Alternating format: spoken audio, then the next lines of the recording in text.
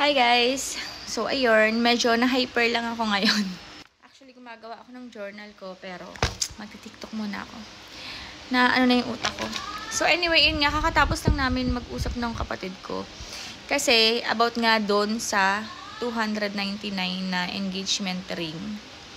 So ayun, parang kasi sakto nung lumabas yung issue na yun, ikaka-propose niya lang doon sa sister-in-law ko.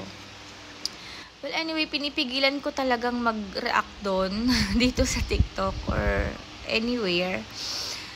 Pero sige, share ko na rin yung stand ko, no? Pero sa akin lang naman to ha, bilang ako to, as in ako, hindi kayo, ako ha. Sabi ko nga noon, depende naman kasi lahat ng situation sa magkarelasyon.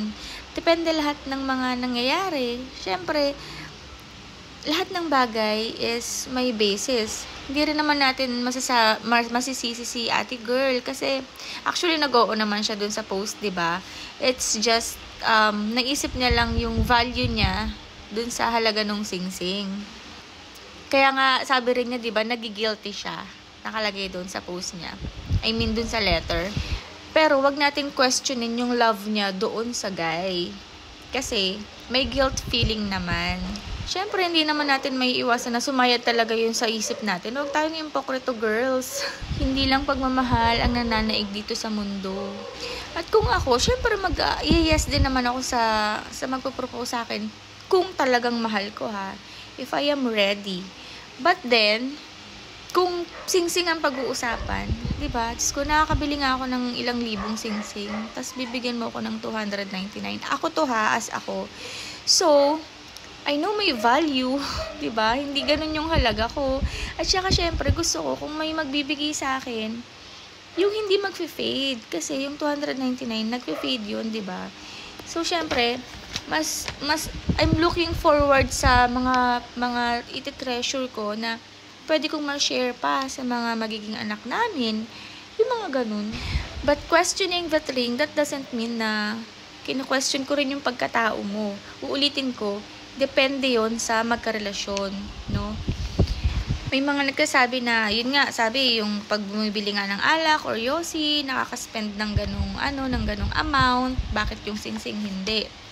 So, hindi rin naman natin alam yung situation ng guy. So, may nag-post na kuno na siya daw yung guy na yon, but I doubt, feeling ko hindi siya yung gawa-gawa lang nila na breadwinner daw siya. So, kung breadwinner ka, dapat hindi ka muna nagpo-propose kasi mako-compromise mo yung pagkasama ninyong dalawa, yung relationship ninyong dalawa. But, then again, sa akin to, uulitin ko po, depende sa magkarelasyon. Kasi may mga bagay-bagay naman talaga na napag-uusapan. Kung magaling kayo sa communication at nagkakaintindihan talaga kayo, wala namang problema kung may breadwinner sa inyong dalawa, di ba? So, then again, para sa akin, hindi. Kasi, syempre may mga standards ako at saka may mga gusto ako. Kaya nga hindi ako nagjo-jowa, 'di ba? Kasi gusto ko yung ganun, yung hinahanap ko. So kung wala, edi wala din. And I'm okay with that. Pinagpasa Diyos ko na 'yon. At saka alam niyo yun, everything happens for a reason. Kaya okay na ako sa ganitong buhay. Anyway, masaya naman akong single ako. May trabaho naman ako, nabubuhay ko naman yung sarili ko, yung mga alaga ko, yung family ko, mga pamangkin ko, yung mga ganon. And I'm very secured na sa future ko.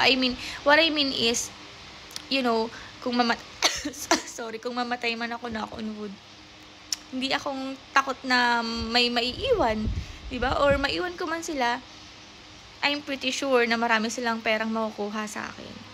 Hindi ko nga lang ma-enjoy yung pera ko kasi patay na ako, diba? Sila na lang mag-e-enjoy nun. Ano ba yun, napunta sa patayan? So, anyway, so, ayun, stand ko lang naman yun. And, ayun nga, may mga babae kasi talagang vina-value at alam yung worth nila. Like, ako, alam ko yung worth ko, alam ko yung value ko.